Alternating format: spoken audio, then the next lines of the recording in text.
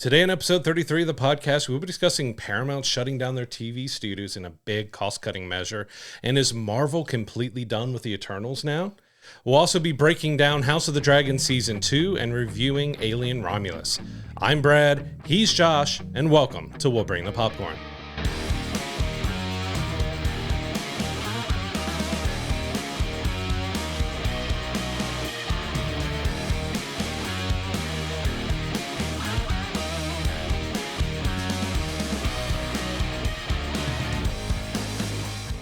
So for our first news story this week, we want to talk about Netflix greenlighting a new Ghostbusters animated series. Now, this is in conjunction with one they kind of previously announced back in 2022 that never really got off the ground, but it looks like it's finally moving forward. And it's going to match a lot of the tone from the previous two Ghostbusters movies as well. Yeah, you got Jason Reitman will executive produce it. You got Elliot Kalan is going to be the showrunner. But yeah, it was announced kind of along with the first of the new Ghostbusters with Afterlife and stuff, and just never heard about it again. So it's kind of nice to hear that it's back in, because the Ghostbusters, from our time as kids, Absolutely. Ghostbusters, the animated series, was another fantastic, really good animated series that we really enjoyed as kids, or at least I really enjoyed as Absolutely. a kid.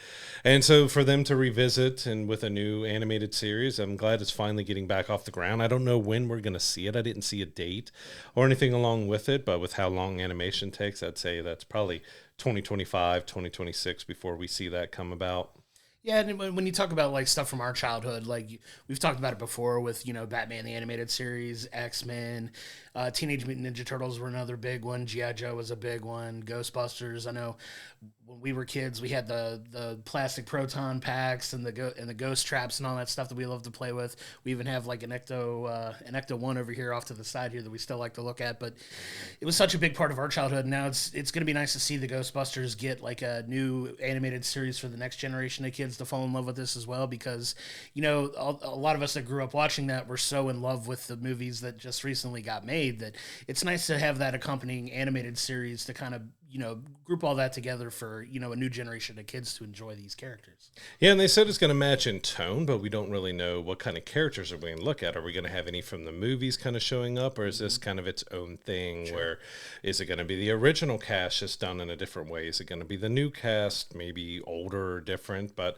we'll see what it ends up being, but hopefully it turns out to be really good, because it does have a little bit to live up to with that Ghostbusters animated series from the 90s that we'll hopefully get something decent out of this and some good storytelling. And what we're starting to see a lot more with these animated series is you're seeing the people that are playing the characters in the live action or in the movies, like with the Ninja Turtles, going and playing these in the series as well, going and doing the voices. So I'd love to see like Paul Rudd be attached to it if he were interested in doing so, and Finn Wolfhard and everybody else that was in the movie like reprise their roles if they were to continue it in that way. That would be a lot of fun. I think if they're not gonna switch it up too much. If you talk about matching in tone, well, what better way than to put those people in it as well? Like I know the kids that did the Ninja Turtles in the Mutant Mayhem are doing the voicing for the TV series as well. So even with Marvel now in a lot of ways in DC, like if you're playing these characters in the movies, a lot of them are doing the voice acting in the animated stuff too. So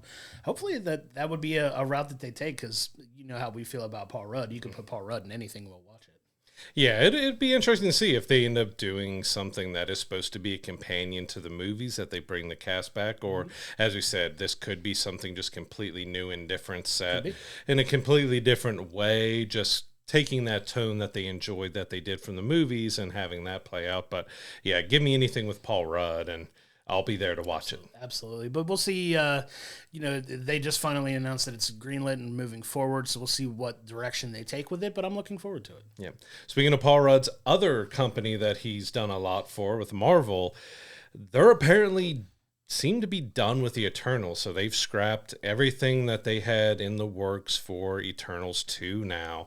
So it's kind of up in the air on what they're going to do with these characters moving forward, which is kind of odd timing, because if you're not aware, in Captain America Brave New World, it was slightly shown, I think, in the trailer, I think you could at least see a finger, one of the Celestials, the one that was in the ocean that hasn't been talked about since the first Eternals movie, is going to make an appearance in that movie. But to have the Celestial show up and then say, well, we're canceling everything with Eternals, seems like, oh, okay, you're bringing a part of that world back, but not doing another movie right now. Yeah, and it seems like it's one of those things that I think they're still kind of collecting themselves in what direction they want to move forward with. And unfortunately, it looks like the Eternals are going to go by the wayside, which that was a movie that you're either on one side of the fence or the other with it. There's no real middle ground. I've seen people that really enjoy it. Yeah, it's a very polarizing movie. The people that either really enjoyed it or really didn't like it at all. I happen to fall in the camp of people that actually enjoyed the movie for what it was. It's not without its flaws, obviously, but it felt like a lot of those characters were going to have, more to do, like, moving forward in the MCU, but now it appears like it's kind of off the table, which is unfortunate. Yeah, because they kind of set up with that bonus scene at the end of it as well, that Kit Harington's character might move on with Blade or have something, more in that direction. But yeah, there's just been a lot of silence. And with Blade struggling so much as well, it's like, well, we just don't know what they're doing with these characters. Yeah, I enjoyed Eternals as well. It was very different from anything they've done before, but I mean, it had a good cast. It looked gorgeous to look at. The story, could have been a little bit better in it, but I was expecting to see more, especially being a Marvel property, see more of it. And with it being shelved right now, you're looking potentially probably several years if they end up going back to it or not, or to look at Blade of how long it's taken. Like, we don't know if at this point if we'll ever see them, or if maybe they'll just take the characters and they'll pop up in other properties like Kit's character in Blade,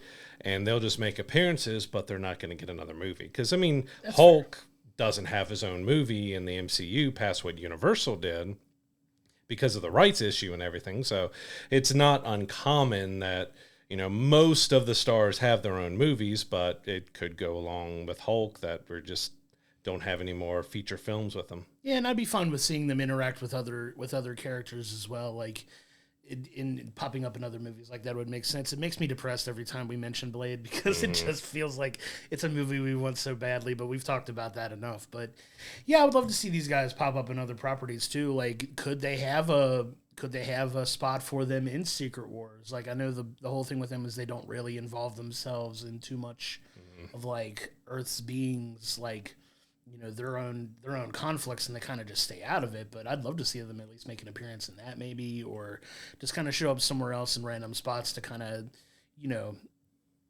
find their way in eventually. But I don't know. Like, I get them not having their own standalone movie because I know they're really wanting to hyper focus on the movies and, like, get a little bit more cohesive storytelling. So I get that, but we'll see if they show up in other things. Yeah, because you also have Galactus coming with the Fantastic Four, so you would think a crew that has had stuff to do with Celestials and giant beings, that might be a way to mix the Eternals in some more. So yeah, maybe we'll get them in the Avengers movie, or a couple of them or something, to help battle with Galactus or Doom or something else. But yeah, it just kind of odd. I mean, it didn't have the best reception. It didn't have the best box office, but kind of thought we would see more of them. And now there's almost looking like we're not getting a chance. But yeah, I hope at least some of the characters get to show up and we get to do a little bit more with them. Yeah, and we'll keep an eye on that and see if there's any more news coming out of it. But it does feel like that's kind of dead in the water for now, and that's unfortunate. But if it gets us back to more cohesive Marvel storytelling that we've all been clamoring for ever since Endgame, then I'm all for it if it makes sense. So hopefully they show up again. But I kind of want to pivot to another kind of it's a bummer story. It sucks to see, but Paramount Television Studios announced that they are closing down their TV studios as part of an effort to shed, I want to say, $500 million in costs. So it's not an insignificant amount of money they're trying to save, but they're taking all their projects and moving them over to CBS. But unfortunately, it's going to cost thousands of people their jobs, which is another weird turn in the industry where so many different people working in the industry are finding themselves out of work. And as these studios are condensing and eliminating jobs, it's a hard time for people trying to make their way. Yeah, Paramount seems to be one that's been struggling quite a bit. I think they're the most prominent one that we've seen with their struggles, because there's talks of mergers of their streaming platforms, of mergers of the entire company being purchased and bought out, and changing and all that with, I believe, Skydance with all that. So there's a lot of shifts and changes going with them, and to just eliminate an entire department of their TV studios, which I think what, the Jack Ryan series might have been a part of that. So, I mean, we know that ended and everything, but still, like, there are some good properties that came out of this, and they were trying to get back into TV bigger outside of CBS and everything, but it just looks like that didn't work out. But yet, trying to save $500 million is a substantial amount of money, and hopefully those people, it's looking over 1,000 people may lose their jobs from this, that they're able to find something else, especially when it has been kind of volatile in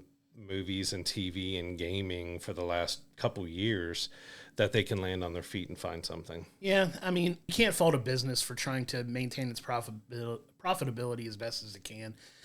But when it starts, coming at the cost of people's employments and their way of earning a living, it's hard to feel sorry for a company that is struggling. But you hope that these people, at least, that are part of making this company successful to begin with, are out of work, and you just can't help but feel like sympathetic to those people who, I know several people that work in the entertainment industry that are like very passionate about what they do, and a lot of them are struggling to, kind of land back on their feet or get attached to projects to where they could stay in the industry and continue to, do what they love. And it's a hard time for a lot of people now. I know we love like talking about all the great things that come out of this, but at the end of the day, it does take a lot of work to make these things, and the job market is absolutely flooded with people looking for work. And that's unfortunate because, yeah, it's great that these studios from a business perspective are, saving money, but at the same time, it's coming at the cost of, so many integral people that are helping make that company successful not be able to earn a living. And it sucks to see. And especially when you have some of at the top who are making, even some could be making hundreds of millions of dollars while they're cutting people's jobs to save $500 million. It's just, it's the nature of business with it all, but it just stinks. Because a lot of people, when they might look at a story like this, they're probably all millionaires and they're all well off, but there's so many people, probably most of these people here are ones that live paycheck to paycheck, and they may make a decent living, but they also live in areas in New York or LA or something else that's just very high expensive cost of living, that it's very harmful that they're not well off like everyone wants to try to think, because there's a lot of grunt work that has to be done, and those people don't get paid as well as they should. Agreed, and I could speak to the cost of living in LA. Just having literally just came back from vacation out there, and just seeing it. Like, I love that area so much, but my whole thing was I struggled to even want to consider living there because how expensive everything is. So you got to figure these people are making modest incomes to begin with to live basically anywhere, but you compound that with, having to be in those cities where the cost of living is so much higher. Like, it's tough, and it's tough for, and that really makes me respect the people that have such a passion to do those types of things, because it's not easy, like living paycheck to paycheck, but they're doing stuff that they love and they get fulfillment from it. And it sucks that, there's so many people out there now that want to, continue to do that, but don't have as many opportunities because of stories like this. Yeah. And it's unfortunate, but our thoughts go out with everybody that's, being affected by all these layoffs in the industry, and hopefully a lot of these people can,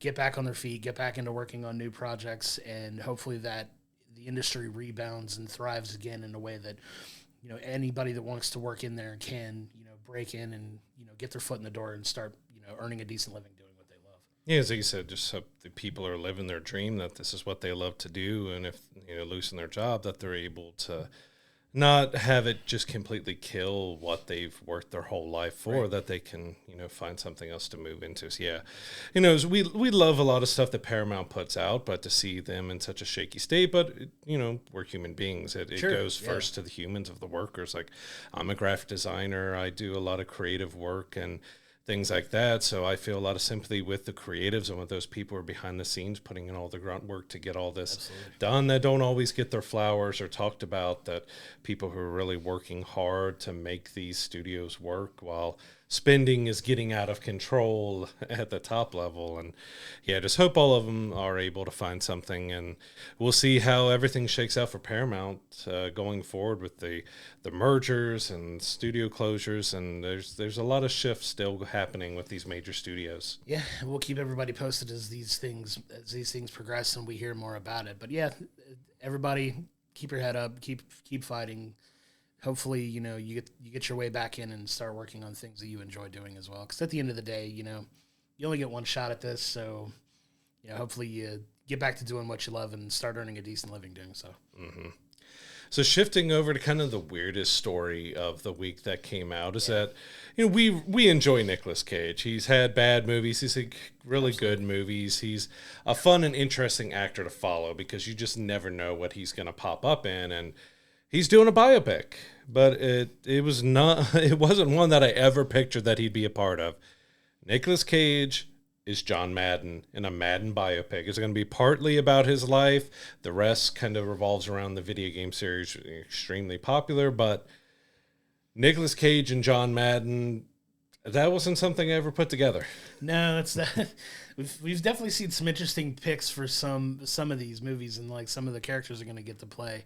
And I would have never guessed Nicolas Cage as John Madden, because when I think of, if you know anything with John Madden, very famous football coach, very famous football commentator, broadcaster for decades, literally decades, on CBS and Fox, and just synonymous with the world of professional football. And I don't think of Nicolas Cage when I think of professional, like sports or athletes, because he typically doesn't do anything in that realm. But this could be an interesting take for him. I mean, I love Nicolas Cage as well, and the film seems like, if it's weird to say that it's going to be part biopic, but also like based around I wonder how they're going to try to mesh the two, and maybe how he had involvement in creating the game and making it what it's become. That's because what I the would game hope. itself is a juggernaut of a game. Like, I know they just dropped their most recent game this past week, and like, it is a big deal when it comes out. Like, the NFL even embraces it so much that they start posting about players' ratings in Madden and the reactions to earning what ratings that the video game gives them, and how they take that. And it's always a lot of fun seeing it like embraced and integrated into like the fabric of the NFL. But this is an interesting choice to play John Madden of all. But even with the Madden video game for our Cincinnati Bengals, they leaked that the Bengals were getting orange pants right before Madden 25 went live. I think they had a early access to people who pre-ordered the probably highest version of it, and their Bengals fan went through and was like, wait, orange alternate pants, like, what is this? And the Bengals were like, source? So yeah, Madden is even leaking stuff for professional football teams that they haven't announced yet. I love it. But yeah, it is so kind of weird, because Madden does have a certain way of speaking too. So are we going to get Nicolas Cage trying to emulate his talking style, or is it just going to be Nicolas Cage kind of looking like Madden but talking like Nicolas Cage, which is going to be the interesting part about it? That would be a very Nicolas Cage thing to do, which would be hilarious. I want that. I almost don't want him to try to be talk Make like him John look Madden, like John Madden, but not yeah, sound like him not at talk all. like him at all, which would be hilarious. But no, that's definitely one that I'm interested to check out. I do love the Madden football games. I haven't played the new one just yet. I plan on getting it very soon. But yeah, just an interesting choice. That's kind of how I want to leave it, because I want to see how he, gets into that role. Because, a lot of times these guys will go full method on it and, try to get the look and see how he's transforming himself to look like this character as much as he possibly can. Yeah, because Madden was always also kind of a little bit of a bigger guy, too, which Nicolas Cage has always been. I mean, he's tall, but he's slender and everything, too. So it's definitely going to be interesting to see how he transforms into being John Madden and how kind of serious they take it, because it could be one that they do a little more over the top. I mean, you got Nicolas Cage. It's very easy to go over the top. And when you mix in the video game stuff, like I mentioned, maybe it is just about the creation and how it came about that Madden got his own video game series that has outlasted like every other football game out there. It's going to be interesting to keep an eye on this one, just because, yeah, Nicolas Cage as John Madden was not something I had on my bingo card. Not at all. Not at all.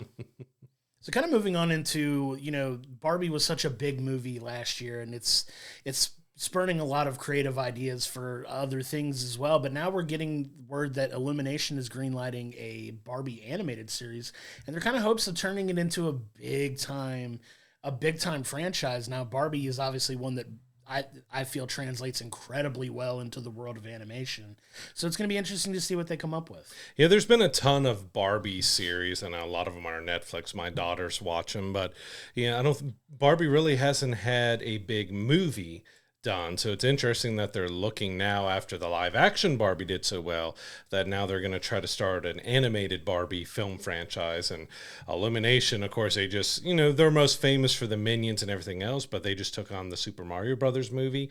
It was, well, Huge. now like the second or third highest grossing movie after Inside Out kind of bumped it down, but it did huge. So for them, Mattel to go to Illumination to do the Barbie animated film and potentially multiple films as it does, is they seem the studio to go for that thing. That they did do extremely well with Mario. Maybe we'll get a Minions and Barbie, kind of mashup where she'll, because with the live action, we brought her into the real world and everything else. So we'll see if maybe instead of breaking into the real world, Barbie will break into other like animated universes or something else, and they could play with something fun like that. But yeah, to turn Barbie now into a bigger animated film franchise, because they're still talking like they may do a Barbie 2 in live action, but they're still not exactly sure what they may do there.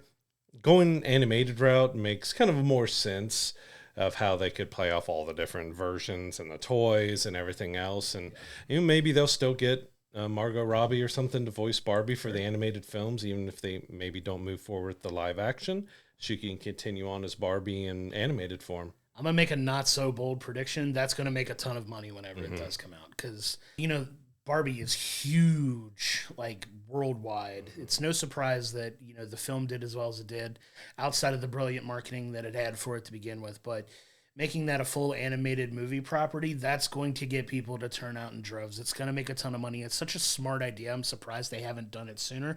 And maybe that's got to do with some of their more recent successes as far as like you said, the Super Mario Brothers movie, starting to look more at those types of franchises and making a bigger budget animated feature and turning it into a potential franchise.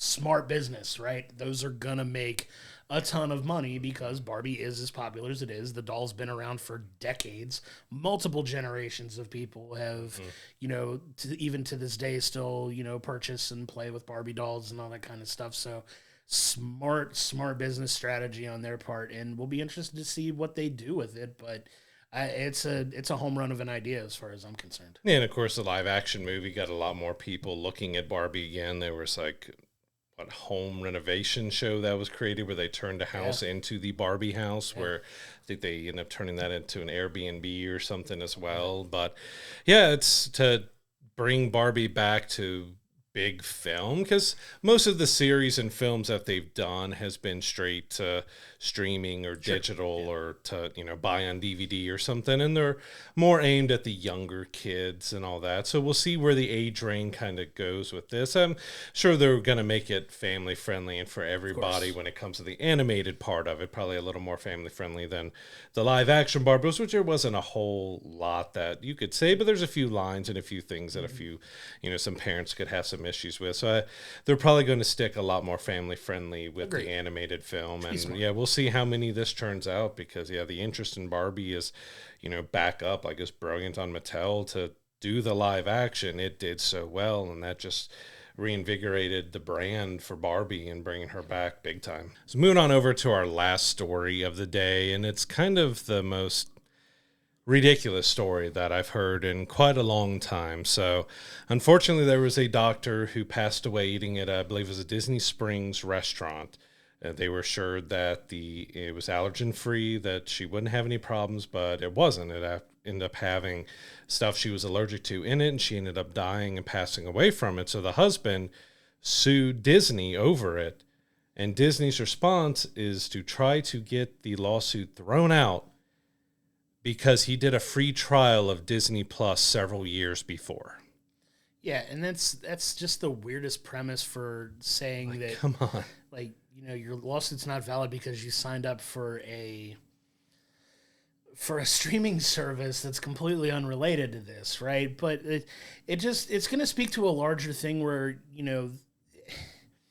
how often do you sign up for something or try to start doing something and they give you this long terms and conditions list that you have to scroll through? Nobody reads it. And maybe we probably should be reading everything that we do this, because it's easy to just scroll through, click accept, and move on. Because,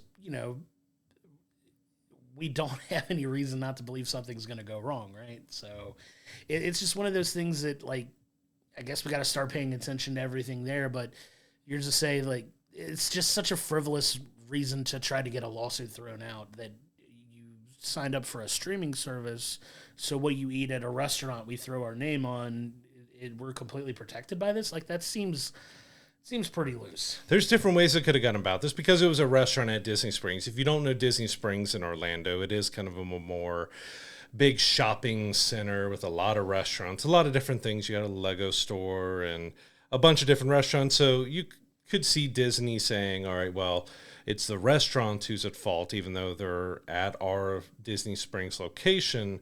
They're separate from us. It's up to the restaurant and stuff to make it right. But no. You did a free trial of Disney Plus 3 or 4 years ago. You cannot sue us because you waived all rights because you did a free trial of our... Like, that is just completely ludicrous. And there's already been plenty of people who have dislike for Disney for multiple reasons because of how big and how much money and some stuff they do.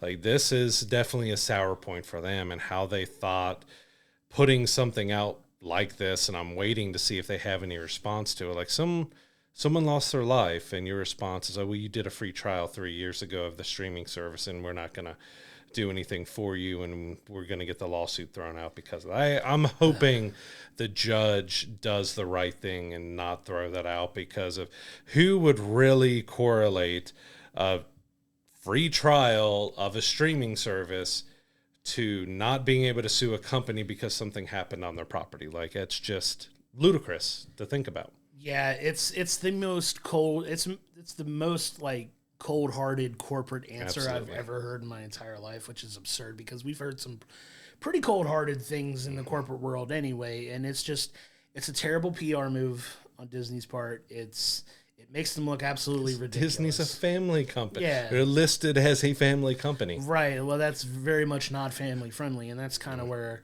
some of that illusion gets shattered a little bit, because you can say you're one thing, but the way you act in certain situations will prove otherwise. But like, this is a very ugly, ugly situation, and obviously your heart goes out to the family that was affected by this person passing from this restaurant. But it's a very slippery slope at that point now. I don't want to get into the legal aspects of it too much, but it's like, okay, this happened on your property. Your argument could be the proprietors of the restaurant and the people that, like, actually own the restaurant could be at fault for this, for not, adequately explaining, the contents of their menu to somebody who had a very serious food allergy. That could be a way you can kind of pivot away from corporate responsibility necessarily. A smarter way to do it. Yeah, like, I get it. Like, with the lawsuit casting the widest net possible, you aim for the big fish, and maybe hopefully they wind up.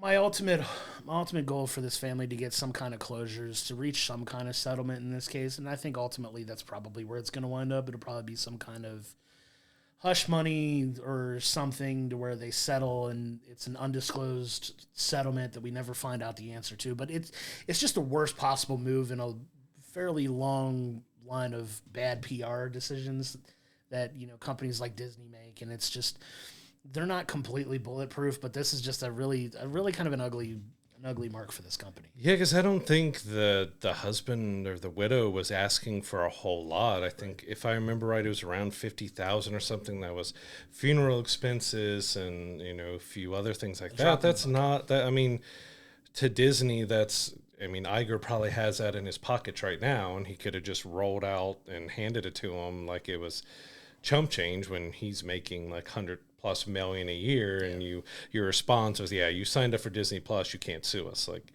that's going to get a lot of people, and I know there's a lot of people who've unsubscribed because of it, but a lot of people who will be going back again. All right, so all these messages and stuff we get when we sign up for something, even video games will have very long that you have to go through and read, that people are going to start reading through it more, but they also deliberately make it like 300 pages long, so no one actually wants to read what you're signing up for. But yeah, I was kind of disgusted by that response, is that they want to throw it out because he did a free trial, not even signed up to be a member of Disney Plus or anything else, that he did a free trial, and that waives all rights for him to sue Disney. Like, that's just a disgusting response, and Disney, I hope you do better and do right by them. And make this situation better, because it's not right. It's ugly. It's Yeah, dirty. It's that cold corporate, that cold corporate response that just leaves a real sour taste in your mouth. And obviously, like I said, you feel for the family involved, and hopefully they do the right thing and, take care of this family. And just, it's just a terrible, terrible response to an ugly situation that I don't really know how to transition out of that, but it's just, at the end of the day, you hope for the best for the family, and you really feel for them. I honestly thought I was reading an Onion article or something when that came out, because that feels more along the lines of something they would parody and do, instead of it being an actual response from a big company that's made their bucks around family and family entertainment. So it's, let's do better, Disney. Yeah, let's hope for a positive result there. And we want to transition into, somehow going to transition into our TV review of the week. So we do have HBO's House of the Dragon Season 2. All the episodes are now available on HBO Max to view and to check out. And we kind of want to start breaking down a little bit what happened here. So to kind of pick up where we leave off at the end of Season 1, you have King Viserys, who passes away. And there's a little bit of a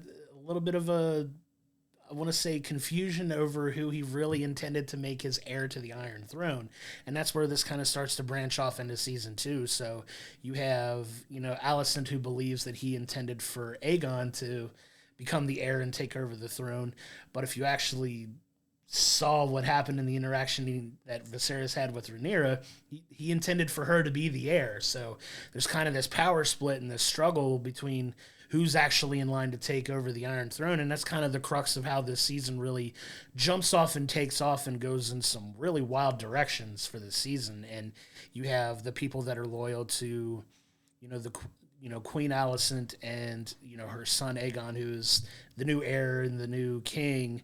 There's people that fall into that camp, and there's people that do believe that Rhaenyra is the true, the true queen intended. And now you set up this big, season-long setup for what's ultimately going to be a crazy Season 3 when you get down to it. But let's start to talk about a little bit of some of the high points of this season and what you've found to be compelling about it.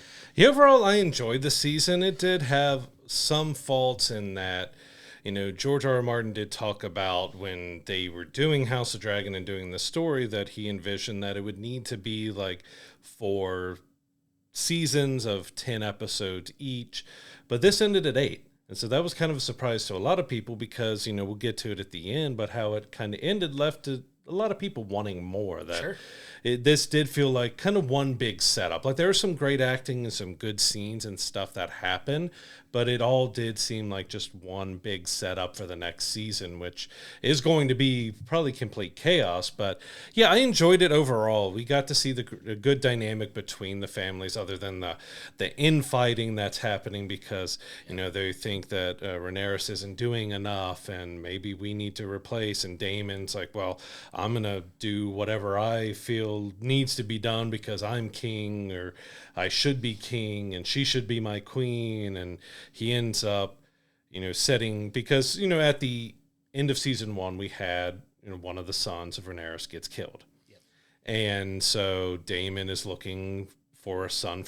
So he sneaks his way in and tries to set up an assassination attempt on Aegon. So it's like, all right, you took one of ours, we're going to take one of yours, but they don't end up finding Aegon. And one of, of course, Game of Thrones, House of Dragon, it doesn't shy away from much. And they don't find Aegon, but they find his son, who is an infant. And we have that just really start kicking off this kind of, okay, you did something, I'm going to do something. You did something, I'm going to do something, as we're building up to that eventual war that's going to be happening. Yeah, and it's ultimately this big power grab. So you have these two factions trying to rally troops wherever they can, get different houses involved, different people throughout the realm.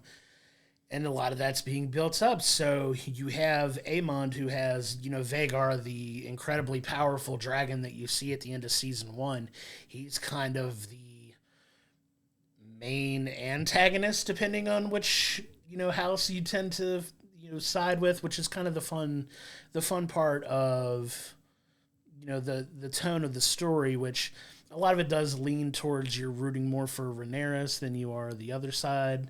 But yeah, you've got Aemond here who's got this incredibly powerful dragon, and now Rhaenyra is trying to rally dragons to, match this overpowering dragon. So a lot of this story involves her, trying to find people to ride these dragons and going through some kind of unconventional measures to get these people who can, tame these dragons and lead them to her side to kind of swing the battle in her favor, because not only does she have to deal with so many people like siding with Aegon, you do deal with a lot of the sexist nature of things with her being, a queen in power that hasn't really been a real queen in power in ages.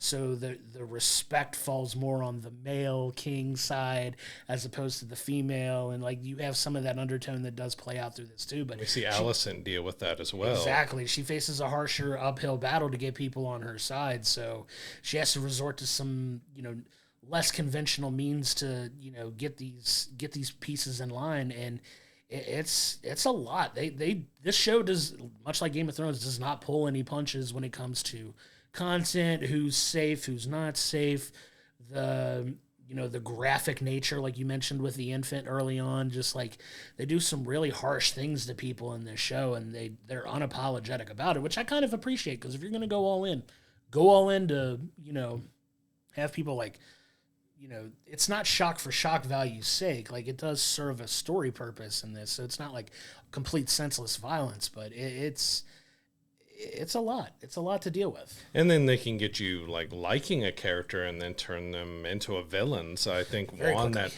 really turned into a villain this season was Sir Criston Cole. That, he is the knight for Alicent, but they end up having, and it's not exactly an affair, but knights are not supposed to be doing what he's doing to her. And kind of quickly throughout, we get some changes where he ends up becoming the Hand. And once he kind of becomes a Hand, a little bit before that, he's just doing one dark thing after another, another. He's leading up the charges as Aegon puts out, well, we're going to start taking these cities, and we take this and that. And he was the one leading up the attack that ended up having pretty much, that was our biggest battle of the season, where we saw, and I've got to look because there's so many of these names that are so close to each other, because you got Rhaenyra and you got Rhaenys and Rhaenyra, and like, so we got Rhaenyra, so she, or Rhaenys. Again, so many R names that are exactly like each other that I forget, that she volunteers to take her dragon to where this is going on, which ends up being a trap. So we've got Aemon is there, and unbeknownst to him, Aegon is there with his dragon as well. So we get this kind of great, we get a ground battle, but we also get this great dragon battle of flame and fire, but we also see how just kind of Aemon doesn't care about anything but him. Like, he clearly wants a throne for himself, because he burns and attacks both of them while they're fighting. So, of course, we get Rhaenys is dead. She falls. Spoiler alert. It's been out long enough that, if you haven't watched it yet, you should. She falls to the ground with her dragon. They're both gone, but King Aegon falls. And we think that he's perished too, so we get a kind of an interesting scene of Sir Criston Cole is bending down, and he's shocked by it, and Aemon's just like, okay. Yeah, he quickly becomes the main. That's why I say he quickly becomes the main antagonist, because he is a win at all costs, don't care who gets hurt in the process. I'm protecting myself. This is how I feel I can protect my family at the same time, by doing whatever is necessary to win this war, to keep the power with us. And if it means that I have to be the one that takes the throne, I will take anyone out who gets in my way, including my own brother.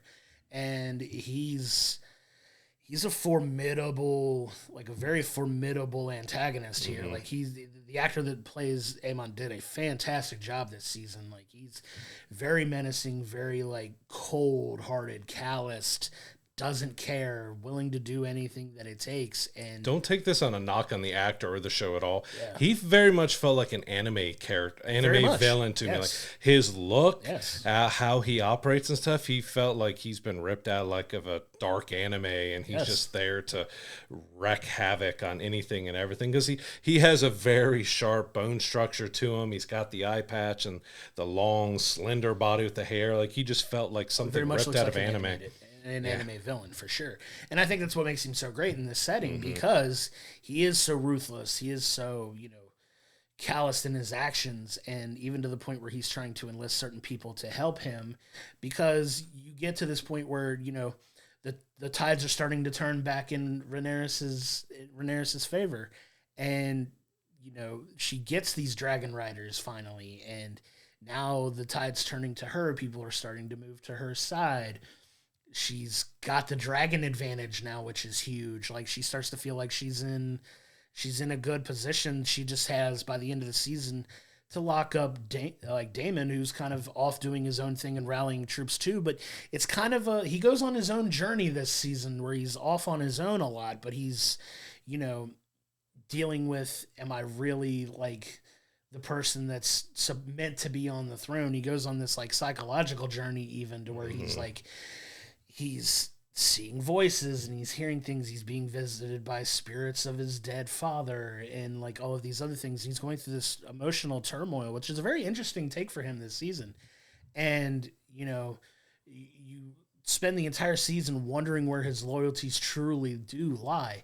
And you think he's ultimately going to, try to make this power play for himself if he can rally enough people to his troops.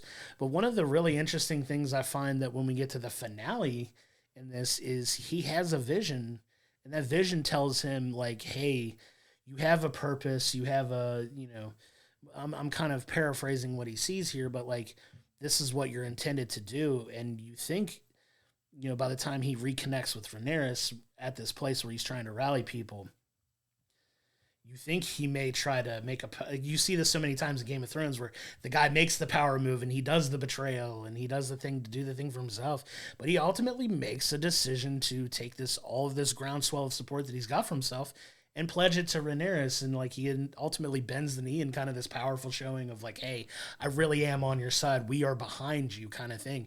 And it really sets up a very interesting dynamic for where they're going to go in season 3. But it was definitely a direction that I was surprised that they took a little bit, because you did such a good job of building it up. Like, is he really on her side? Is he really out for himself? And you kind of see where his loyalty lies, at least in the moment there for this, and kind of a big powerful scene in the last episode.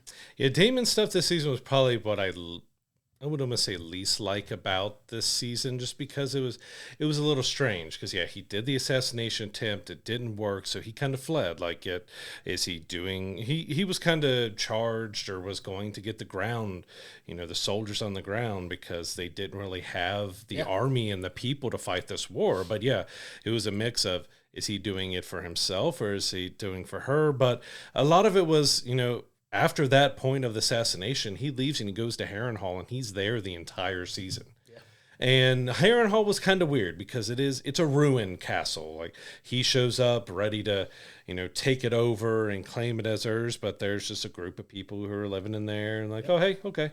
And we'll rally and we'll do this. But we also, it's not fully touched on. Like, it's shown, especially at the tree in the finale, that this woman that he's been dealing with all season is more on the side of a witch or something of that nature. But he's having hallucinations all throughout his time here. He's seeing the king, so we get Patty back as a king, which is kind of great to see him. We even got Millie Alcock returns as the young Rhaenyra, and we get to see her a few times. But we also get a weird thing with his mother, which was very weird. But I mean, in Game of Thrones, it's normal, but it was just so weird, that his whole story, because he's a guy who's very much, I'm doing whatever I want because I feel like I should be the king and I should be the one in power and I should be doing this and that.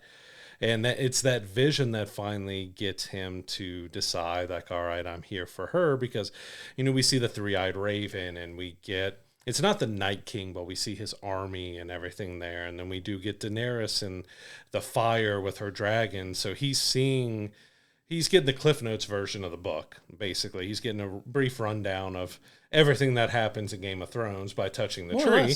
And that's more or less what happens. And yeah, he decides that, all right, yeah, you are my queen and I am here for you. And it is a big turning point because she needs boots on the ground. She needs an army while she has been building up the dragons. And that was kind of an interesting twist that, you know, they have all these other dragons underneath Dragonstone that they don't have riders for, but they don't have a lot that are ready available of the bloodline to be able to do it. So they tried one and he got extra crispy.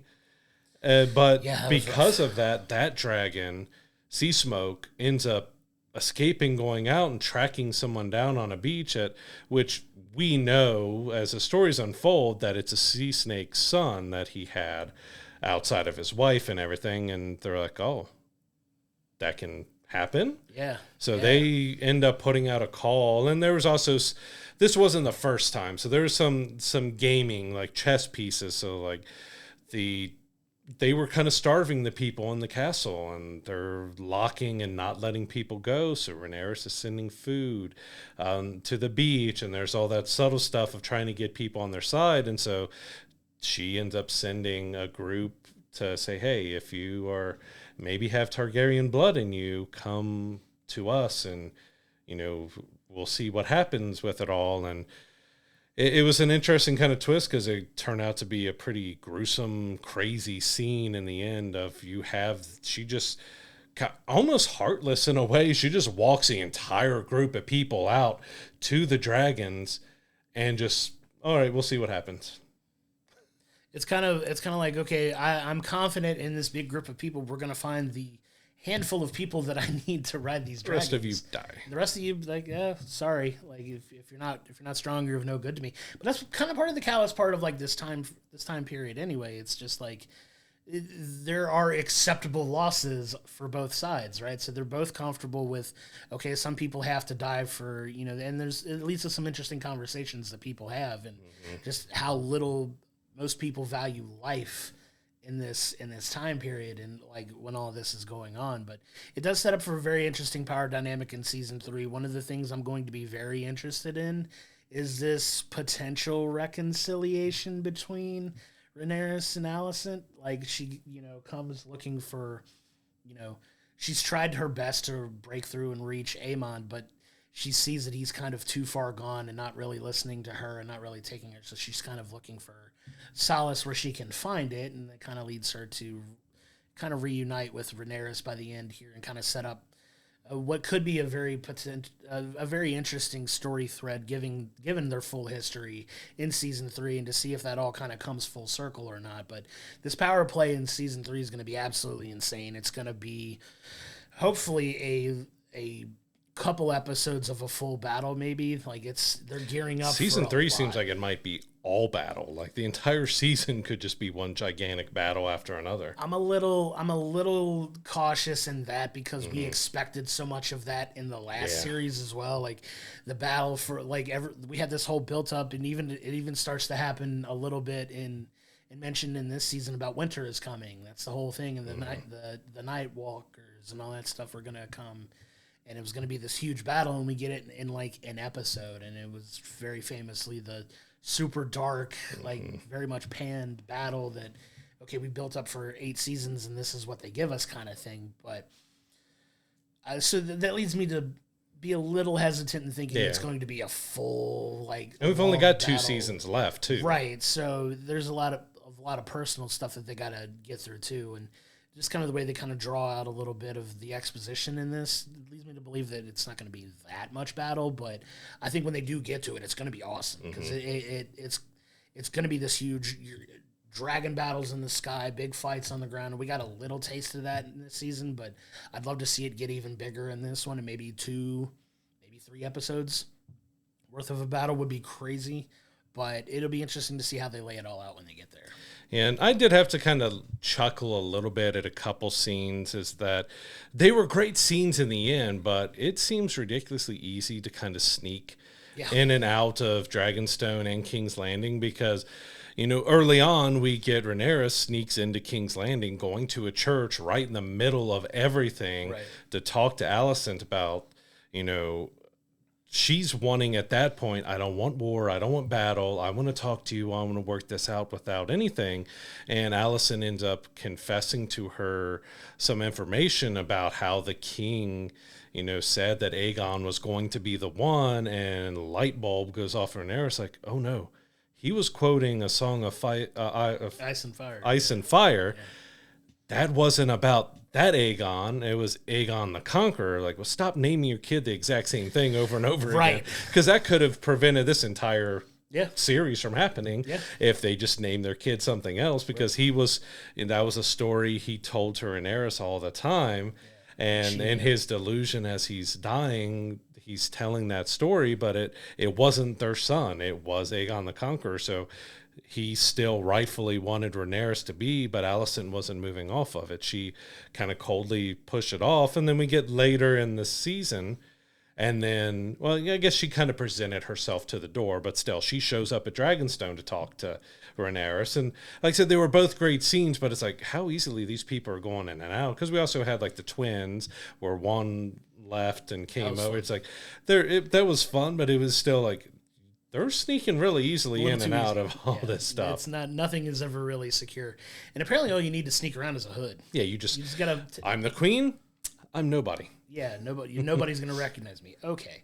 So you gotta suspend a little bit of disbelief there. But yeah, those are fun. I have fun with those. Those are I like to think of those as like tension breaking for me, because it's kind of a little like, okay, like this is enough to kind of like, all right. I'd say the scenes after all that were really dramatic and did a lot for the story building and the character building and how they were feeling, because you get Alicent in the end is like, all right, I kind of realize I've messed up. My kids are monsters, and this is going to be horrible for everybody. Let's end it. I don't like it, but I'm going to agree with how you want to in this. But it was just comical of just how easily they snuck around, like especially these two prominent figures. One was the queen, is the mother of the king and everything else going on, and the other is the heir to be, and they're just sneaking around everywhere like it's nothing, just completely incognito, and nobody recognizes them, which is very, very hard to believe. But you think they'd be watching the beaches and stuff too, because apparently you can just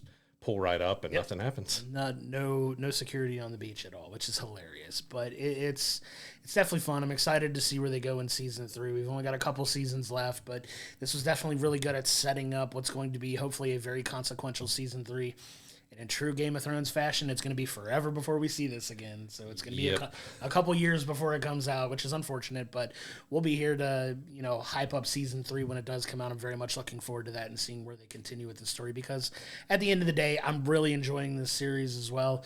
It's not without its flaws. It is slow moving at times. So if you have trouble with getting a lot of exposition and a lot of backstory, may not necessarily be your cup of tea, but I enjoy it. It's a lot of fun. It really lets me, kind of get lost in this world that they're creating.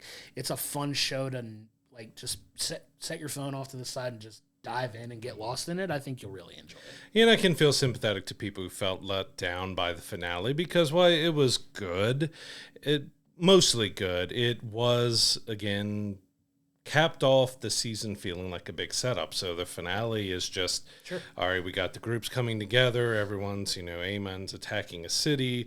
We've got the Lannisters are getting a navy for them to go against a sea snake. Which was kind of interesting scenes out there, because, well, if you're going to take my ships, you've got to, the leader of them all has to respect you, which is a woman, and they have a mud wrestling fight and everything else. But it's a whole big setup in the finale, and we're waiting, we're building, like, all right, now it's time to go to war. All right, we'll see you in 2 years. That's basically what it was. It was a gigantic setup, and it just stopped before we got to any of the war, any of the battle. I think the season overall was good, but it does end kind of abruptly. Yeah, and I get why they do that, to kind of build the tension for the next season, but I can see where people would have an issue with that. But it's only 8 episodes, so it's not like they had another 2 episodes to have this battle play out. It's going to pick up at the beginning of season 3, so we'll see how it all kicks off, where things fall. I don't think it's going to be the only battle we see eventually. Obviously, this is going to be round 1 of a much bigger fight for the throne, and to see where it winds up. If you know the history of Game of Thrones, if you've dived deep enough into the lore, you kind of know where it's going based on the lineage of things. But it's fun watching them get there, so it's going to be fun to see how it all plays out. And like you said, unfortunately, we have about 2 years before we see the next season. But I appreciate that they do take the time to really take their time with getting it and shooting it in the right way, because visually this show is beautiful. It's gorgeous. It's very well done, very well shot. And it's kind of worth it in the end for me that it's not a quick turnaround, but hopefully when they get back to it, it'll be worth it. Yeah, especially if you're someone who really likes to see how things are made. That normally after each episode there is a little making of and behind the scenes, and it is pretty spectacular to see how they will turn a little room into a gigantic hall that just looks majestic and everything else, and how incredible. They turn these locations into what they do. Like what they do with special effects pretty smoothly overall is pretty fantastic what we see. Past the dragons can have their moments, especially with the riders on them stuff, but I'm talking about how much CG and everything they use just for the environments and locations and what they have. Like, there's a whole lot more than I expected, because it looks real.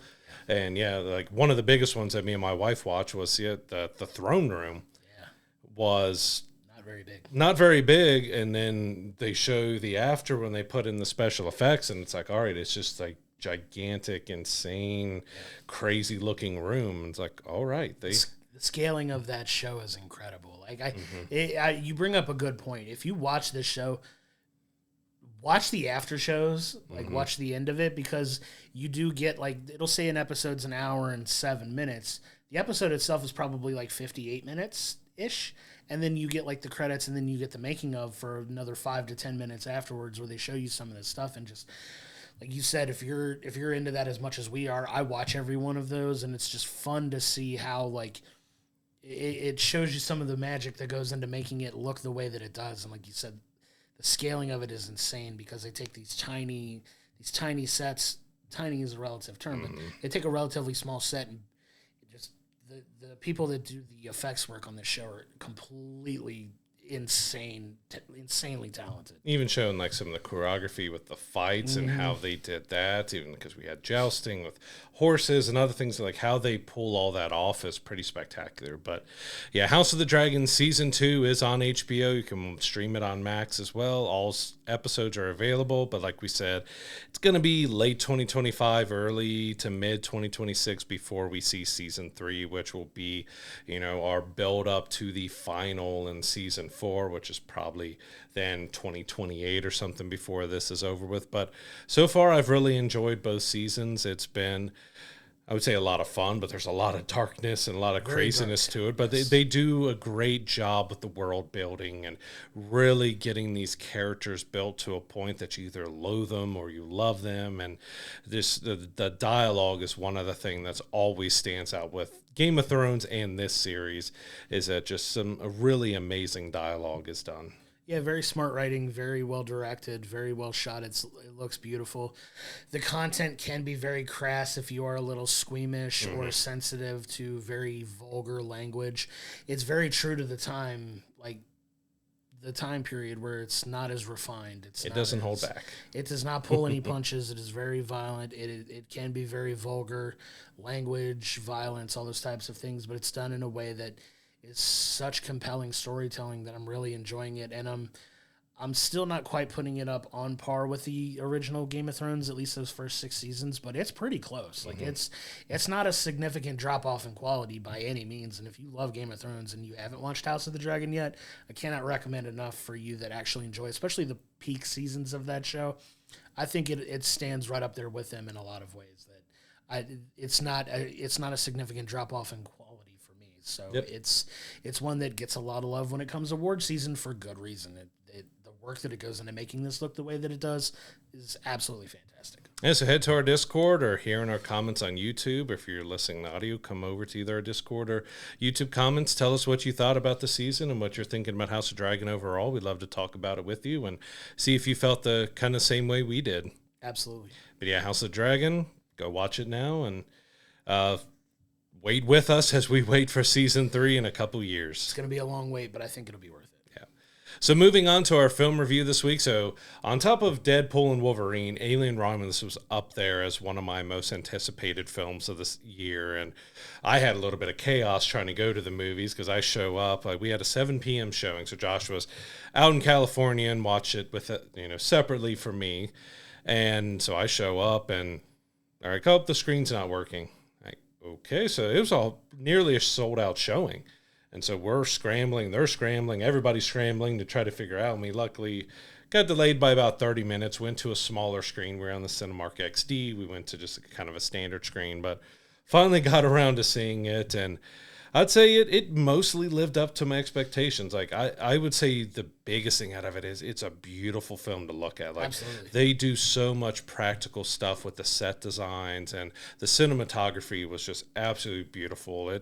It had a ton of tension. It had some scares. But the music, the lighting, the sets, like everything set a really great environment for you to watch and experience this film in, and it was enjoyable for that. But it did a good story overall, even though I'll talk about it a little bit later. I think it had a few flaws with what it did, but overall it was a film I enjoyed watching. Yeah, it was definitely worth the wait for me as well. Like I enjoyed going out and seeing it in California with a couple buddies that I was on vacation with, and it was such an interesting film to me because you have several of these films now, but this one, if you're looking for the timeline of when this takes place between Alien and Aliens. So it takes place directly in between the first two movies. So where this film kind of picks up is, if you remember the ending of the original Alien, you think that the xenomorph perished, right? So you think it's dead. We come to find out that unfortunately that's not the case, and we kind of start, Alien Romulus by picking up, this what appears to be the remains of the xenomorph and coming to find out that it's very much not so, right? And that's kind of kicking off the events of this, and it's kind of the easiest Cliff Notes way I could say we kick off without giving too much spoilers, but kind of an overall view of the film for me was I really enjoyed it. My personal opinion on it is I feel the first half of the film is kind of a little slower and methodical in building everything up. And then by the time you hit that turning point about halfway through the movie in the second half of the film, absolutely fantastic. A lot of action, suspense, tenseness, very thriller, very horror. Like has a lot of horror elements, thriller elements. Fede Alvarez, who's, got some incredible movies on his resume, does such a good job at keeping that tension in these films so much in the way that the first two do as well, that it feels a very fitting partner for those two outstanding movies who are, kind of genre defining in their own ways back in the day. And it keeps up with that tone as well. And there's a lot of really good callbacks to the original films, some great lines that are kind of, quoted as well that were very much involved in those movies. But like I said, it takes a minute to get there, but when it gets there, it really takes off. Yeah, and then I think with the third act, it may drop slightly. I'm a little mixed on the final battle and everything, which we'll get to on that. But yeah, but kind of our main characters are Rain and Andy. So Rain is a young woman.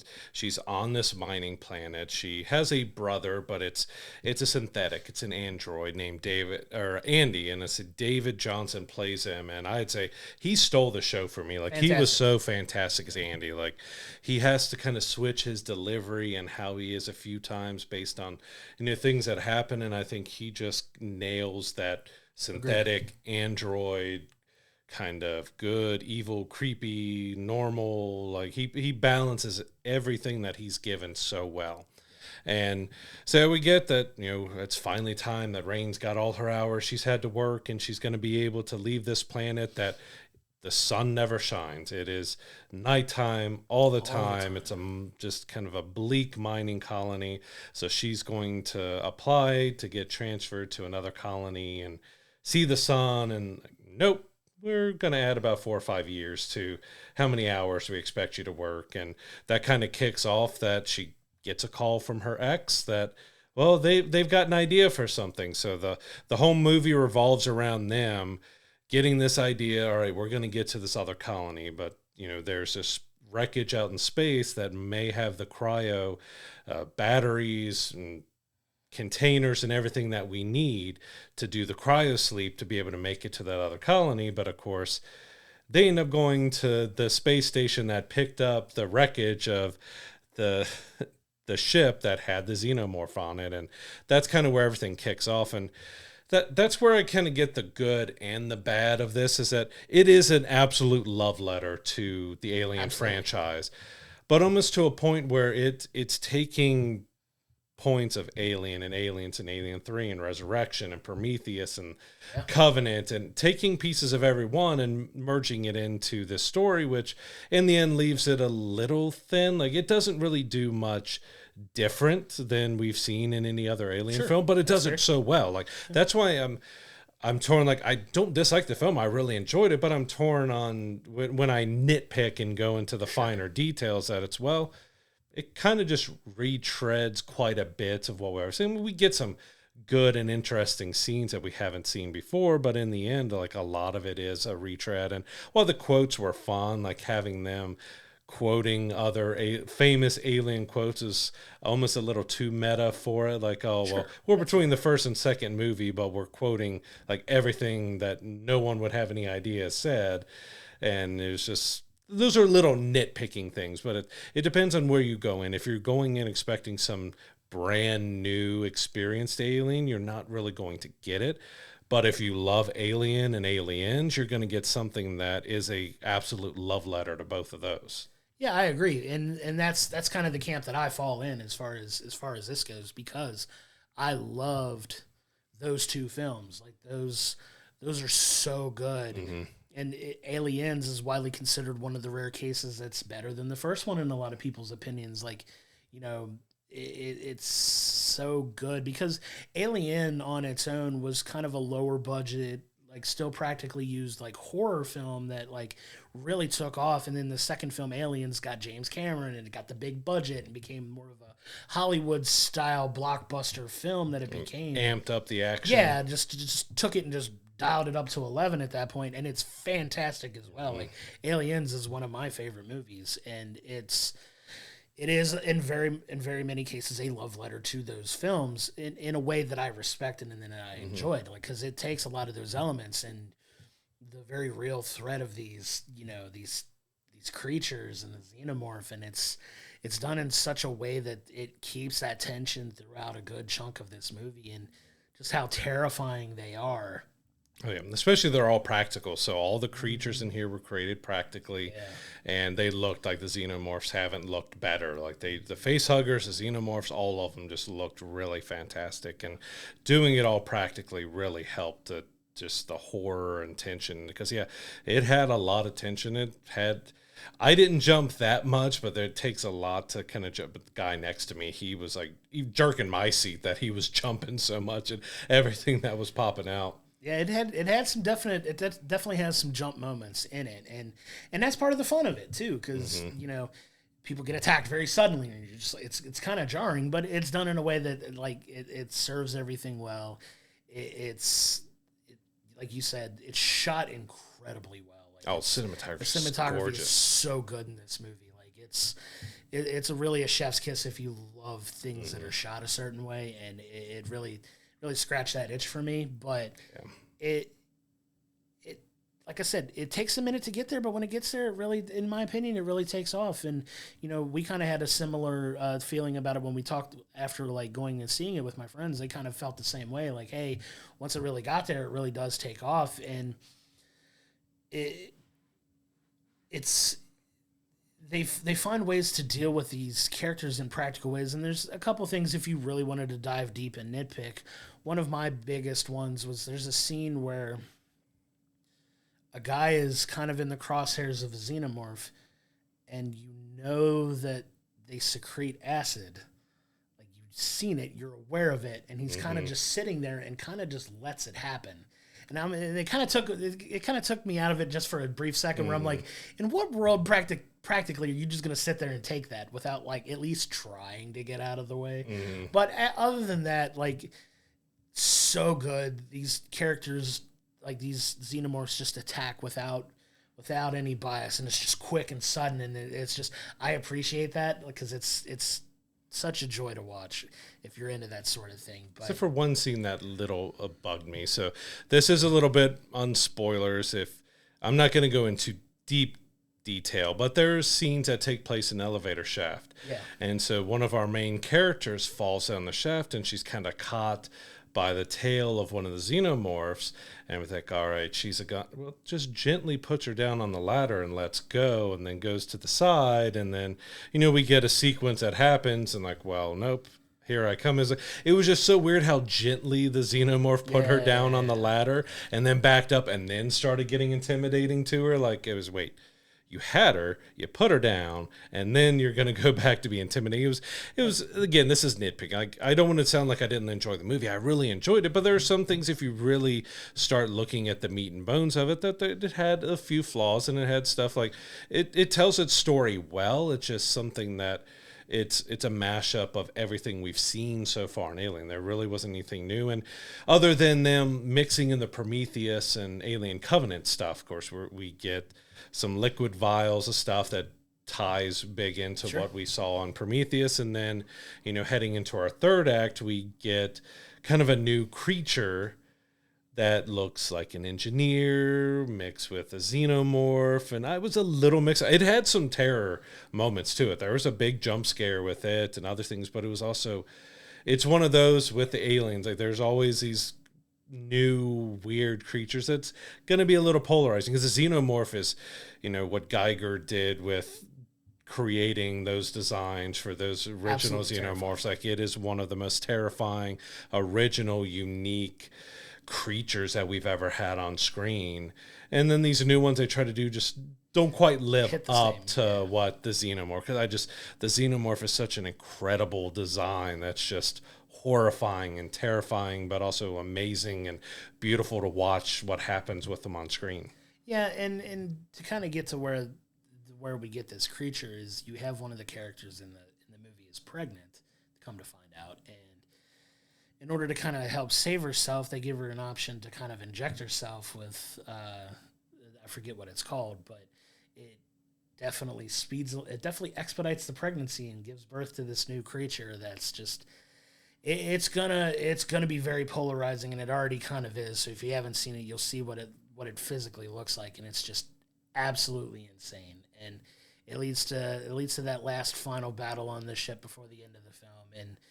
And I see where you're coming from, where you're saying it felt a little out of place a little bit, but I still think it served the story well. But I think that might just be a one-off as far as that goes. But it's definitely falling right in line with the first one and the second one, in the sense of where it leaves off as well, because it's written very well to sit perfectly, I think, in between the two, because you get, one of the things that I know you want to talk about is bringing back a character of an actor who unfortunately is no longer with us, and it was kind of that's definitely one of, I think, the more polarizing parts of this movie. Yeah, that was one that definitely caught me off guard, and I don't want to spoil it too much, but yeah, there's someone who was a big part of at least one Alien film that's no longer with us, but they brought his character back, but not his character. So it's a different like character, but it is exactly the same,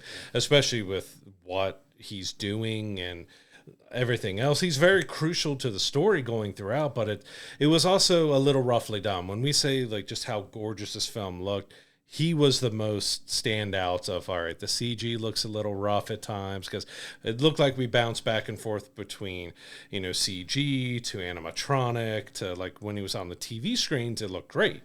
But when you're seeing him where he spends the entire movie, it looks a little rough. But it was also just kind of knowing that actor's past, and they're doing, a sound alike, and they got the family's permission and everything to do it, which is great. But it just, I don't know, it just felt weird. Was it needed and necessary to have him be it? I know that's what they're trying to tie everything together, and that is a big way to tie everything together. But it's definitely going to be a very polarizing part of the movie because it worked, but it didn't work in a way, and it just. I don't know. That's the biggest one that I'm still kind of picking at because I just don't know how exactly I feel about that. And like I said, overall, I really enjoyed the film. I really want to see him do another, like especially maybe get a little more unique story, let him breathe a little bit more. Because like I said, this was definitely about trying to bring all of the Alien universe together in this film while also kind of retelling in a way. Like it's done differently than the original Alien, but it's very similar in pacing and story and kind of what happens there. So, like, it's not a disappointment, but I was expecting to maybe get a little bit more in different items. But again, it was a gorgeously shot film. All the actors did well. Again, Andy was such a standout for me in there. And, you know, Rain kind of gets that mix of the Sigourney Weaver's Ripley. And she's kind of a mix, almost like a mix of her and Newt, I would almost say. I would agree. It's kind of a mix of that. But it's definitely a love letter and a big mix of everything. And I'd love to see what he can do with the new one, that maybe he can explore some more avenues of horror and terror and maybe a little more action and, you know, do some different things with the Alien universe. He kind of joked at an interview that he would love to team up with Dan, who did Prey, and see if they could do a different take on Alien versus Predator, which would kind of be, because Prey was good, this was really good. It would be interesting to see, but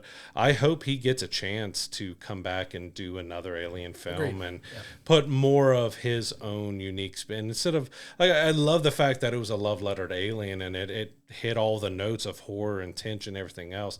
I just like to see maybe a little bit more original story where it stands out, but not quite being Alien 3 or Resurrection that went a little too out there on things. But overall, I really enjoyed Alien Romulus. I think it, again, cinematography, sound, tension, horror, all that. Like, it does start a little slow, but once it gets into it, you're on that ride, and it's a good one in the end. And even some of the special effects of the space station, other stuff looked really good, and it had you kind of on the edge of your seat. And I'm curious to see where they could go. Where this film ends and where they could go from here. Sure, and it's definitely one that I would love to see him get another crack at doing another one for sure. I'd say on a scale of 1 to 10, I'd probably give it about a 7. I would say I would rank it fairly high. It's not a perfect movie by any means, but if you love Alien and Aliens, I think you'll really enjoy this one as well because it has a lot of that tone, a lot of that feel for those two movies. And you know, this is definitely one you want to go see in the theater to get that full experience, because even the sound editing that they do, if you go into like a bigger theater, they had an IMAX showing that I would have loved to have seen in the IMAX because I think it would have been a lot of fun, but we didn't get an opportunity to go see it there. But even in the theater that we saw too, just the sound and everything, you get that immersive, like real tense experience of that rumble and, you know, and things that just kind of really make it really enhances the viewing experience. So this is definitely one that, if you're on the fence about going to see it in theater or not, this is definitely one I would say you would need to I absolutely recommend seeing it in theaters because, like I said, the visuals look so good on the big screen, but yet the music, the sound, editing, like all of the bones of it was so good that it really just engrossed you in the film and kept you in, all right, what's going to happen next? Oh, here come the facehuggers, and you're along for the ride, and all the little sounds that you can hear of their feet tapping or just the breathing and slight movements. Like, unless you have a really good sound system at home, you lose a little bit of those details. So it's well worth seeing in theaters. It was a fun ride. I would agree with you. It'd be around like a 7, 7.5. Like, it was really good. It wasn't as original as you expected it, but it is an absolutely love letter to Alien and Aliens, which, again, are two of my favorite movies of all time. So I can't hate on it at all because of that. Like, it gave us kind of the best parts of the two. I was expecting a little bit more action. There's decent action in it. Solid. But kind of the trailer kind of played up more action to make it feel more like Alien. So it's definitely more Alien than Aliens, but it's an enjoyable ride overall, and it's a world that I hope he gets to play in for quite a while. Absolutely. And if you like, you can go to our YouTube comments or Discord. Tell us what you think about the film as well and how you felt it lined up well in between those two, or if you didn't feel like it hit at all. We'd love to hear your opinion on it. But Alien Romulus is in theaters now. We can't recommend enough going and checking it out. So coming up this week, we have kind of a controversial film because The Crow has such a legacy with everything that happened with the original, and it's one that they've tried to reboot and do quite a few times. And when we got our first trailer, a lot of people were like, okay, this is a vastly different Crow. Like, you got Bill Skarsgård, is a great actor, but he's got this cyber mullet type of deal going on. The second trailer was much better. Absolutely. So I'm looking forward to see how this ends up turning. I'm debating, because it's been quite a while before since I've seen the original Crow, about going back and rewatching the original Crow or watching this first, so I can take it as it's the first time it's been made and go back and see how it compares, because it is cult classic. So we've got the Crow reboot. It was supposed to be out earlier this summer. They delayed it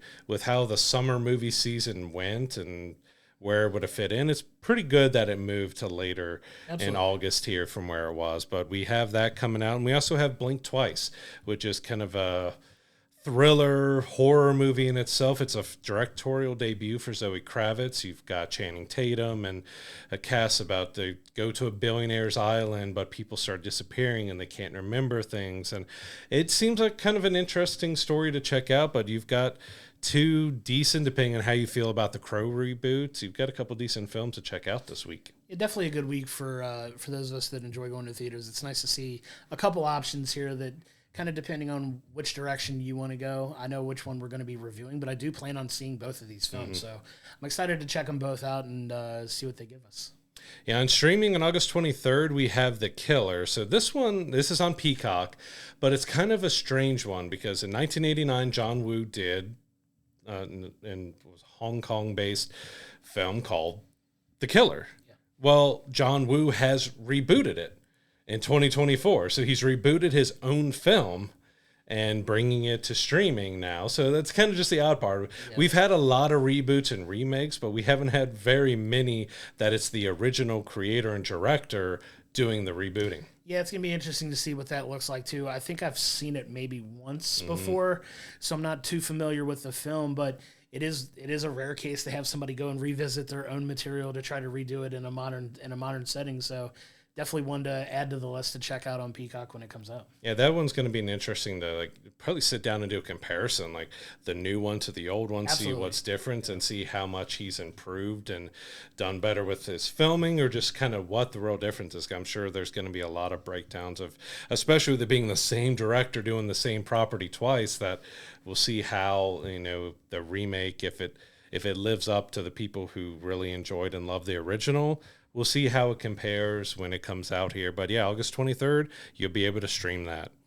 Lastly, one of the biggest movies of the year, Inside Out 2, is finally going to hit on demand on August 20th. So you'll be able to, buy and add to the box office. It's still doing gangbusters. But, we've got one of the biggest movies of the year coming out, and I'm still not sure. It's probably going to be September to October before we see it on Disney Plus. I think normally they have about a 30-day window or so for the digital sales before they put that on Disney Plus for streaming. But I know my girls, especially my youngest, is ready to watch that again because she really adored it. Yeah, we really enjoyed that film as well, and you can go back in our archives and see our full review of that one as well. Looking forward to having that one out, too. So on our next episode, we will be reviewing the Tales of the Teenage Mutant Ninja Turtles Season 1, which is out now. We'll review the entire season, as well as the Bill Skarsgård Crow film remake.